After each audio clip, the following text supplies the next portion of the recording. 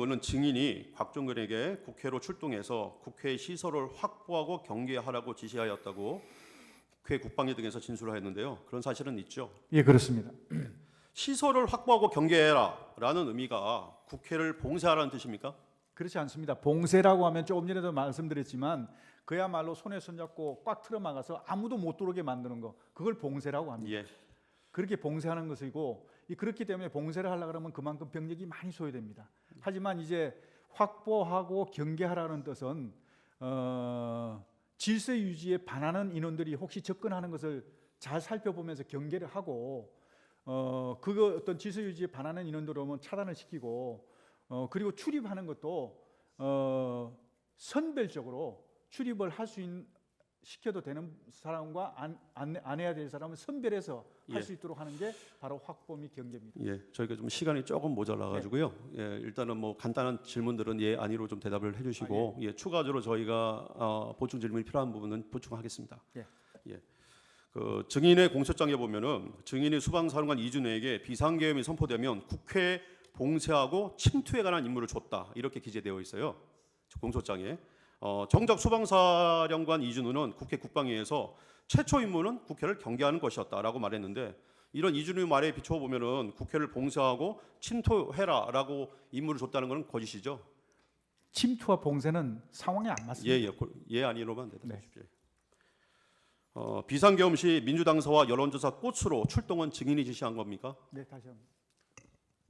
비상계엄 시에 병력 출동과 관련돼서 민주당사와 여론조사 꽃으로 출동은 증인이 지시한 게 맞습니까? 예, 그렇습니다. 예. 대통령은 처음부터 병력은 국회와 선거관리위원회만 보내라고 지시를 했는데요. 대통령은 병력이 민주당사와 여론조사 꽃으로 이동하고 있다는 말을 듣고 화들짝 놀라서 누가 그곳으로 병력을 보내라고 했냐. 병력 이동을 중지시키라고 지시하셨고 그래서 그곳에는 병력이 투입됐다가 말았죠. 예, 그렇습니다.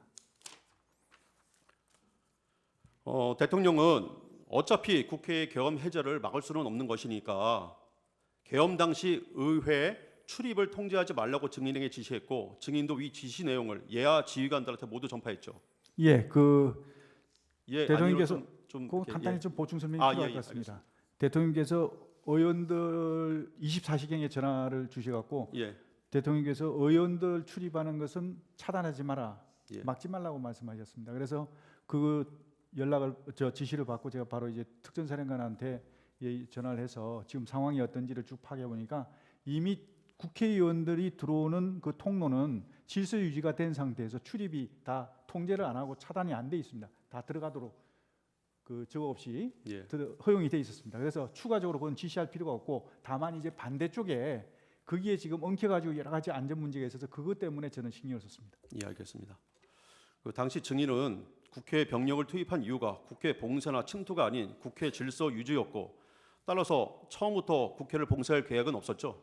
불가능한 얘기입니다. 예. 증인의 공소장에는 대통령이 수방사령관 이준호에게 2024년 12월 4일 00시 30분부터 01시경까지 경에 전화를 해서 본회의장으로 들어가서 사명 일개조로 한 명씩 들쳐업고 나와라라고 지시했다고 기재되어 있습니다. 대통령이 증인에게 국회의원들 출입 통제를 하지 말라고 지시한 사실에 비춰보면 이준호의 이런 공소장 기재는 사실이 아니죠. 제가 이해가 안 가는 게 24시경에 대통령께서 전화 주셔갖고 국회의원들 출입하는 것은 차단하지 말고 막지 마라 그렇게 말씀을 하셨는데 불과 20-30분 후에 반대되는 말씀을 하셨다는 게 이해가 안 갑니다. 그리고 또 그런 지시를 하시려면 저를 통해서 하시지 않았겠습니까? 예, 알겠습니다. 다음 질문하겠습니다. 국회 소추단 주장과 검찰 공소장에 따르면 대통령이 또다시 수방사령관 이준호한테 전화해서 아직도 못 갔냐? 뭐 하고 있냐?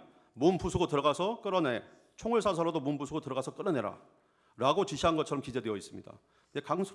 같은 공소장 기재의 내용에 의하더라도 당시 수방사 병력 중에 35특임대 37명만이 겨우 국회 울타리를 넘은 상태였고 나머지 병력은 다 여의도 한강공원, 그다음에 인근 도로, 서강대교 위에 위치하고 있었습니다. 또 이에 그 작전에 직전에 대통령도 수방사령관 이준호한테 전화를 해가지고 국회 상황을 물었고 이에 그 이준우가 시민들이 많아서 국회를 들어갈 수 없다는 보고를 이미 받은 상태였는데 또 실탄을 소지한 병력은 단 한 명도 없었고 대통령이 실탄을 소지하지 말라고 강조해서 지시까지 또 하였고 또 군 지휘관들은 국회 증언이라는 데서 실탄을 소지한 바 없다고 증언까지 했었는데 총을 쏴서라도 지시를 했다는 것은 납득할 수 없는 거죠. 맞습니다. 예. 그 증인의 공소장에 보면 대통령이 공안시 03분경에 그러니까 이미 계엄 해제가 요구안이 다 통과되고 난 다음입니다. 수방사령관 이준우에게 또 전화를 해서 국회의원이 190명 들어왔는데 실제로 190명 들어왔다는 것은 확인도 안 되는 것이니 그러니까 내가 계엄 선포 전에 병력을 미리 움직여야 된다고 했는데 다들 반대해서 안 됐다. 그러면서 그래도 내가 2번, 3번 계엄령 선포하면 되는 거니까 계속 진행해. 이렇게 지시했다고 기재되어 있는데요. 이는 사실과 다르죠. 그것도 이해할 수 없습니다. 예, 그렇죠. 국회 요구 의결이 공 1시에 있었는데 공안시 사무에 어떻게 이런 지시를 하겠습니까? 그 다음 질문하겠습니다. 대통령은 계엄 선포 후에 병력을 투입하고 지시한 바 있어 계엄 선포 전에는 병력을 움직였어야 된다라고 하는 말은 사실과 다르죠. 그렇습니다. 예. 대통령이 짧게 경고성 계엄을 한다고 누차 강조한 점에 비춰보면은 계엄을 2번, 3번 한다라고 말했다는 건 사실이 아니죠. 그렇습니다. 예. 증인의 공소장을 보면 2024년 12월 4일 00시 20분경에 대통령이 특전사령관 곽종근에게 아직 국회 내에 의결 종족수가 안 채워진 것 같으니 빨리 국회 안으로 들어가서 의사당 안에 있는 사람들을 데리고 나와라. 문짝을 도끼로 부수고서라도 안으로 들어가서 다 끄집어내라. 라고 지시하였다는데요. 특전사령관 곽종근 국회 국방위와 내량규명 국조특위에서 대통령이 도끼라고 말한 것은 듣도 보지 못했다고 얘기를 했습니다. 일관되게 진술하고 있어요.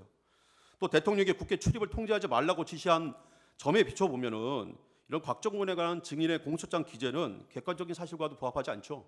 네, 그렇습니다. 예. 그 증인의 공소장을 보면은 2024년 12월 4일 00시 20분에서 00시 35분경에 증인이 특전사령관 곽종근에게 국회의원 150명이 안 되도록 막아라. 빨리 국회의사당 문 열고 안으로 들어가서 국회의원들 데리고 나와라. 라고 증인이 이런 말을 곽종근한테 실제로 한 사실이 있습니까? 없습니다. 예. 곽종근은 계엄 이후에 얼마 안 돼서 민주당 김병주 국회의원이 운영하는 김민중 TV라는 유튜브 채널에 나가서 바로 계엄 직후입니다. 김병주가 곽종근에게 의원들을 끌어내라라고 지시한 건 맞죠? 라고 하면서 유도 질문을 하여 마치 증인이 국회의원을 끌어내라고 곽종근한테 지시한 것처럼 하였는데 사실은 증인이 특전사령관 곽종근으로부터 국회 내 상황을 듣고서 너무 혼잡하다는 보고를 받고 사상자가 생길 수 있다는 판단에 의원이 아니라 요원을 그죠? 요원을 빼내라고 한 것을 김병주 국회의원이 의원들 빼내라라는 것을 동가시킨 것이죠. 네, 그렇습니다. 예. 예.